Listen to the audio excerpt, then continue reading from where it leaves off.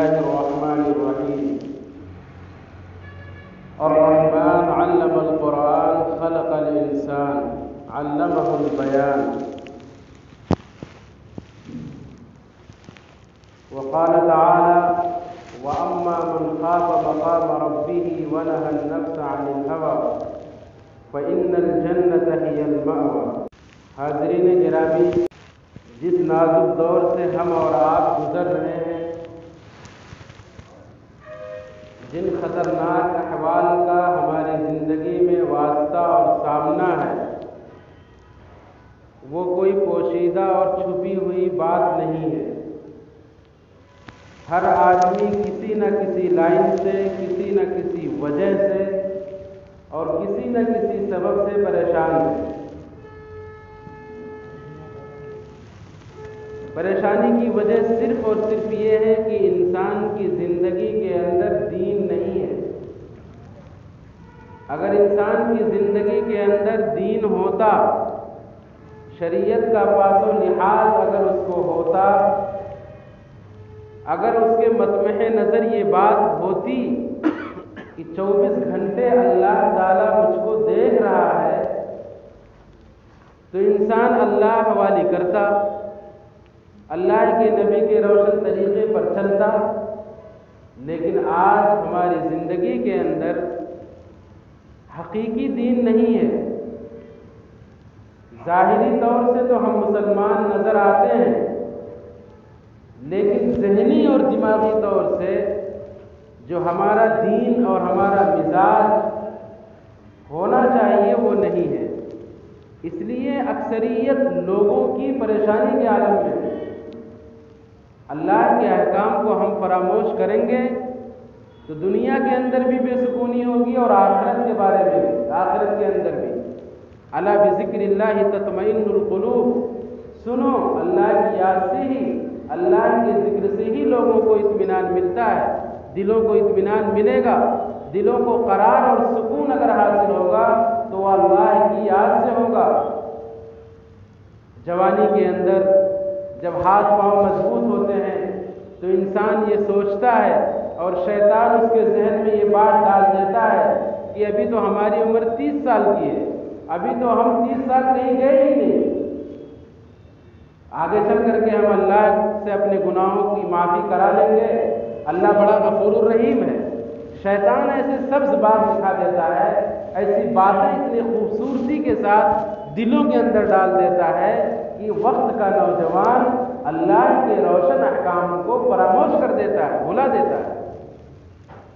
انسان پوری زندگی یوں ہی گزار دیتا ہے، اللہ نے کوئی مرض دیا، کوئی بیماری دی، صاحب فراش ہو گیا، انسان کو اس وقت ہوش آتا ہے کہ کاش کہ مجھ کو صحت مل جاتی، کاش کہ مجھ کو تندرستی مل جاتی، تو اے اللہ اب میں صرف اور صرف نمازیں پڑھتا، میں صرف اور صرف تیری عبادت کرتا۔ لیکن اللہ تعالیٰ نے وہ وقت دے دیا، اللہ تعالیٰ نے وہ وقت جو ہم کو دیا تھا، ہم نے اس کو الٹی سیدھی جگہوں میں صرف کر دیا۔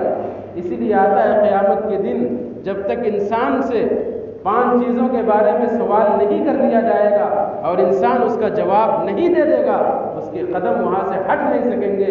اللہ تعالیٰ پوچھے گا، زندگی دی تھی کہاں اس کو گزاری، جوانی دی تھی تم نے اس کو کہاں لگایا، پیسہ دیا تھا تم نے اس کو کہاں صرف کیا، علم کی دولت دی تھی، معلومات دی تھی، دین کی صحیح سمجھ دی تھی، اس کو تم نے کس جگہ صرف کیا۔ ہر چیز کے بارے میں کل قیامت کے دن پوچھ تاچھ ہوگی اور بہت بھاری پڑ جائے گا وہاں کا معاملہ۔ دنیا مختصر سی ہے، تھوڑی سی ہے، ہم اللہ کی عبادت کر لیں۔ اللہ ہم سے یہ نہیں کہتا کہ 24 گھنٹے، اللہ یہ نہیں کہتا کہ ذکر و اذکار میں رہو۔ انسان کے 24 گھنٹے اگر وہ چاہے تو اس کو عبادت بنا سکتا ہے۔ تجارت کے شعبے میں ہو تو تجارت کو اپنی عبادت بنا سکتا ہے۔ آج ہم نے تجارت کو معصیت بنا لیا۔ انسان کھیت کے اندر ہے، کھیت میں وہ اللہ کا ذکر کرتے ہوئے یہ کام کرے، اس کا کام کرنا بھی باعث ثواب ہے۔ ایک اور گہری بات آپ کے سامنے عرض کر دوں کہ ہماری مستورات ہیں، ہماری خواتین ہیں، ہماری عورتیں ہیں، کھانا بناتی ہیں، ان کا تو کام ہی ہے کھانا بنانا اور مطبخ کے سارے امور انجام دینا۔ گھریلو زینت تو عورتوں کو کہا ہی گیا ہے، وہ کسی بازار کی چراغ نہیں ہے، وہ گھر کی مقدس شہزادی ہیں، وہ اپنے بچوں کی نگہداشت گھر کے اندر رہ کے کرتی ہے۔ ہماری عورتیں کھانا بناتی ہیں، کپڑے دھوتی ہیں۔ اگر ہم اپنے ماؤں اور بہنوں کو یہ کہہ دیں کہ کھانا بناتی ہو تو اللہ کا ذکر کرتے ہوئے بناؤ، اللہ کے ذکر میں آپ کی زبان تر رہے، استغفار پڑھتے ہوئے کھانا بناؤ، درود شریف پڑھتے ہوئے کھانا بناؤ، اللہ کا ذکر کرتے ہوئے کھانا تیار کرو، اللہ کو یاد کرتے ہوئے کپڑے دھو، تو کھانے کے اندر ٹیسٹ بھی ہوگا، کھانے میں برکت بھی ہوگی اور کھانے میں لذت بھی ہوگی۔ ہمارا ذہن چونکہ دینی نہیں ہے اس لیے ان باتوں کی طرف نہیں جاتا۔ ارادہ کریں کہ آج سے ہی اپنے گھر کے اندر اللہ کا یہ حکم لاگو کریں گے، یہ اپنی عورتوں کو پابند بنائیں گے کہ کھانا بناتی ہو تو اللہ کا ذکر کرتے ہوئے بنایا کرو، بچے کو کپڑے پہناتی ہو قل اعوذ برب الفلق قل اعوذ برب الناس پڑھ کے دم کر دیا کرو، تاکہ اس بچے کے اوپر کوئی نظر نہ لگے۔ قرآن کریم کی جو آیت میں نے آپ کے سامنے تلاوت کی ہے سورہ رحمان، اس کو عروس القرآن بھی کہا گیا ہے، کیونکہ اللہ تعالیٰ نے اس سورت کو فَبِأَيِّ آلَاءِ رَبِّكُمَا تُكَذِّبَانِ، تم میرے رب کی اللہ کی کون کون سی نعمتوں کو جھٹلاؤ گے۔ اللہ نے اس سورت کو اتنی خوبصورتی کے ساتھ سنوار دیا ہے، اس لیے اس کو عروس القرآن کہا گیا۔ جب یہ سورت نازل ہوئی تو جس طریقے سے انسان اللہ کے احکام کا مکلف ہے، اسی طریقے سے جنات بھی اللہ کے احکام کے مکلف ہیں۔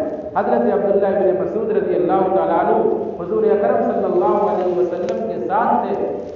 حضور نے فرمایا کہ جب میں جناتوں کو دعوت دینے کے لیے گیا اور میں نے یہ قرآن کی یہ سورہ رحمان تلاوت کی اور جب یہ آیت پڑھی فَبِأَيِّ آلَاءِ رَبِّكُمَا تُكَذِّبَانِ، کہ تم میرے رب کی کون کون سی نعمتوں کو، انعامات اور احسانات کو جھٹلاؤ گے، تو جنات نے کیا جملہ اس کے جواب میں ارشاد کیا، کیا فرمایا کہ لا بشیء من نعمتک نکذب فالحمد للہ۔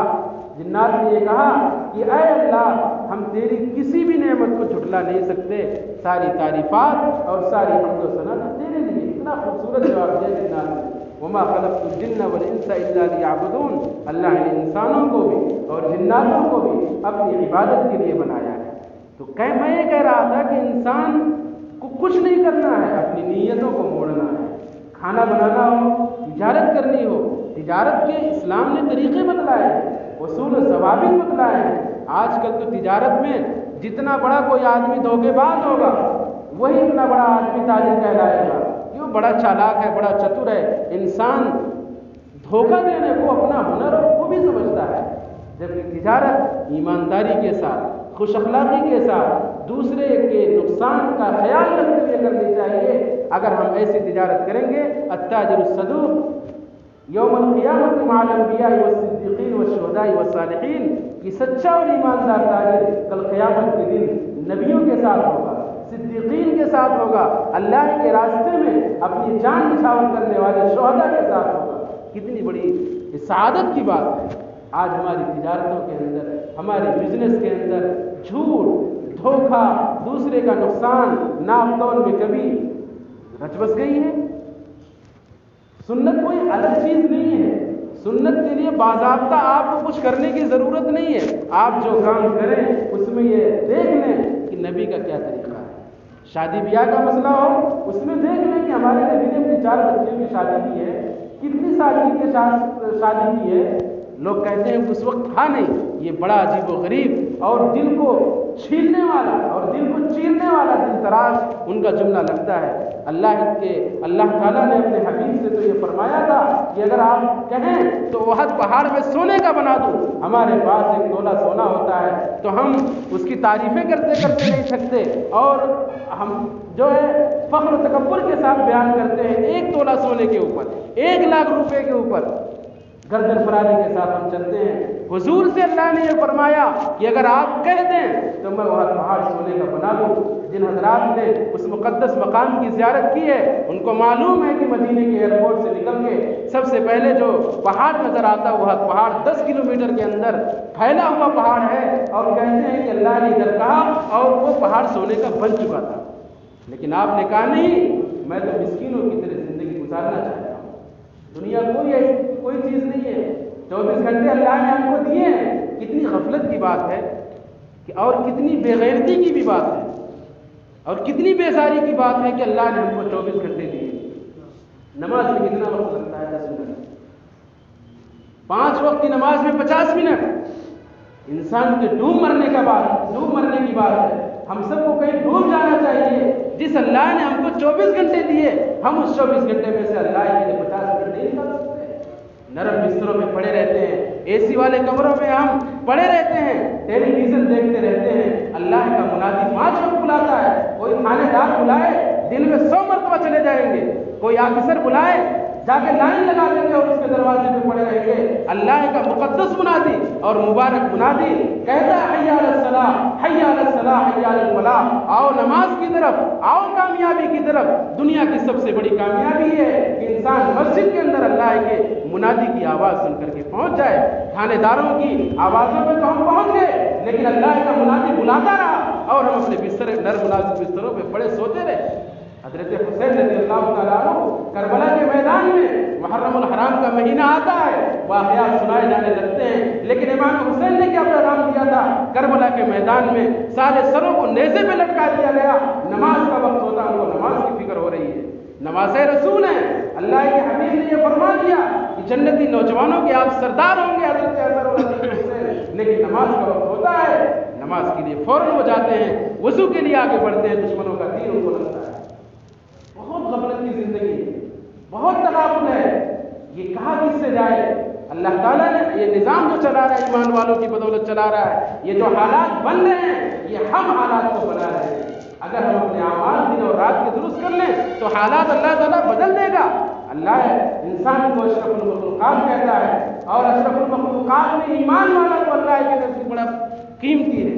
لیکن اللہ تو کہتا ہے میں نے اقرب الیک من حبل الورید، کہ ہم آپ سے شہ رگ سے بھی زیادہ قریب ہیں. اور انسان اپنے اللہ کو نظر انداز کرتا ہے.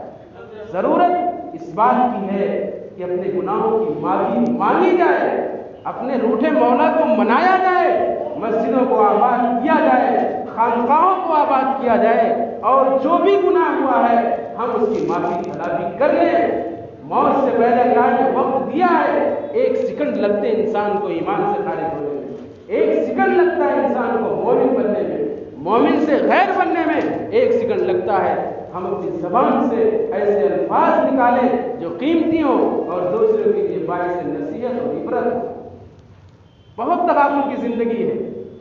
تقریریں خوب ہوتی ہیں، لوگ سنتے بھی ہیں شوق سے، لیکن عمل کے میدان میں ہم اور آپ زیرو نظر آتے ہیں. شادی بیاہ کے مسئلے میں نکاح جو پڑھا جاتا ہے، ڈی جے پی جے کس قدر خرافات کی جاتی ہیں.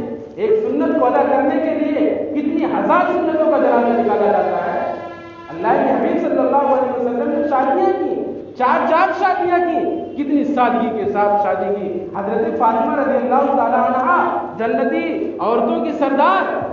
اگر اللہ کے رسول چاہتے تو جنت سے حوریں آتی، اللہ کے رسول چاہتے تو جنت سے سرخ اور قیمتی جوڑے آتے. لیکن نہیں، یہ دنیا کوئی چیز نہیں ہے. اصل تو مومن کے مطمئن نظر آخرت ہونی چاہیے. ہم کس نشے کے اندر ہیں، کس تکبر کے اندر ہیں، کس گھمنڈ کے اندر ہیں، سمجھ میں یہ بات نہیں آتی. وقت کا نوجوان پوری رات موبائل چلاتا ہے، قرآن کریم پڑھنے کی اس کو توفیق نہیں ہے. اخبارات کا مطالعہ کرتا ہے، قرآن کا 1 صفحہ نہیں پڑھ سکتا. دکانوں میں بیٹھ کے 2-2 3-3 گھنٹے چائے کی دکانوں میں ہم گزار دیتے ہیں. مسجد میں آنے کی توفیق نہیں ہے. اس قدر بے حسی چھائی ہوئی ہے، اس قدر مردلی چھائی ہوئی ہے. کیا کہا جائے، کیا کیا جائے؟ ہم اللہ کے گھر کو آباد نہیں کریں گے، کیا اللہ ہمیں آباد کر دے گا؟ ہم اللہ کے احکام کی پاسداری نہیں کریں گے، کیا اللہ ہمارے اوپر نظر رحمت فرمائیں گے؟ یقیناً ایسا نہیں ہو سکتا.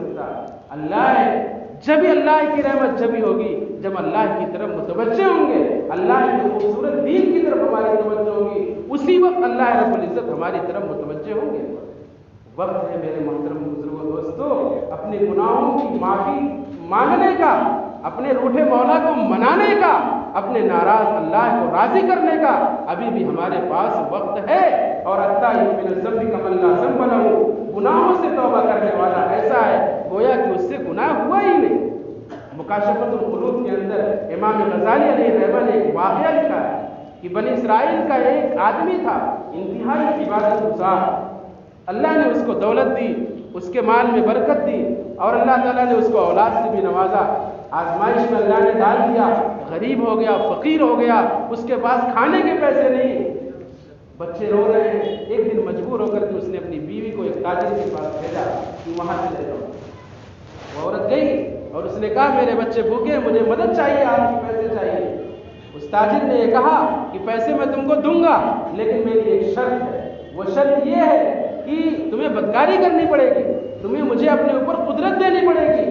वो औरत वापस आ गई, क्योंकि अल्लाह से डरने वाली खातून थी, लेकिन बच्चों की भूख उससे बर्दाश्त नहीं हुई। वो दोबारा उसके पास गई और उसने ये कहा कि मुझे आपकी मदद चाहिए। उसने ये कहा कि मुझे अपने ऊपर कुदरत देनी पड़ेगी। वो औरत मजबूर हो गई और जब तन्हाई हुई, खलवत हुई, तो वो औरत रोने लगी। उस आदमी ने ये कहा कि तुम क्यों रो रही हो?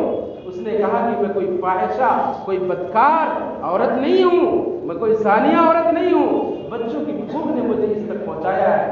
ये कहना था कि मुझे अल्लाह का डर है, ये जुमला कहना था कि उस आदमी के अंदर इतना असर हुआ। उसने ये कहा इतनी तंगदस्ती के बावजूद, इतनी गुर्बत और फक्र इफलास के बावजूद तुम अल्लाह से डरती हो। अल्लाह ने मुझे तो बहुत नवाजा है, मुझे तो और ज़्यादा अल्लाह से डरना चाहिए।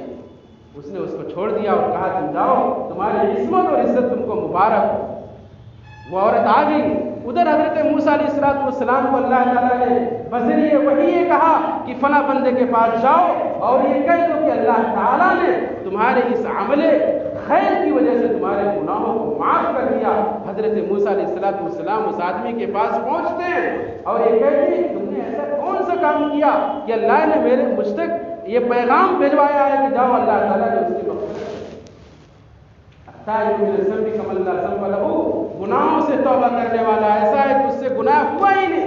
अगर ज़मीन व आसमान का जो गैब है, अगर हमारे सियाह कर उससे उसको भर दिया जाए और फिर हम अल्लाह के सामने नदामत के, शर्मिंदगी के आंसू बहाएं, तो मेरा मौला इतना रहीम और करीम है कि हमारे गुनाहों को इस तरह माफ़ कर देगा गोया कि हम माँ के पेट से भी पैदा हुए थे, बिल्कुल मासूम।